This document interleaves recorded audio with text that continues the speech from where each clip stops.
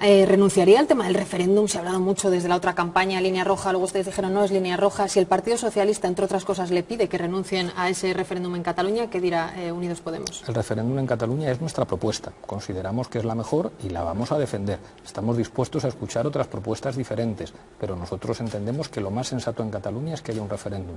En una negociación no hay líneas rojas. Eso no quiere decir que nosotros renunciemos a nada. Es una expresión suya de diciembre, no hace tanto. No, es lo de las líneas rojas. Usted sabe que no, es una expresión atribuida, pero creo que... En una rueda de prensa posterior a las elecciones del 21 de diciembre. Seguro que no, y estoy convencido que... ¿Es una línea roja? Y usted dijo sí. Creo que no, creo que nosotros nunca hemos utilizado el término línea roja, y no pasa nada por reconocer que nunca lo hemos utilizado. ¿Lo es o no lo es? Ya he dicho por tercera vez que en una negociación no hay líneas rojas. ¿El referéndum en Cataluña es una línea roja de Podemos? Absolutamente, lo hemos dicho y que no haya ninguna duda. El referéndum en Cataluña es imprescindible para construir un nuevo compromiso histórico. Nosotros vamos a defender el sí a un proyecto común, a que Cataluña siga como nación dentro de España. Y la vía que nos parece imprescindible para eso es que haya un referéndum.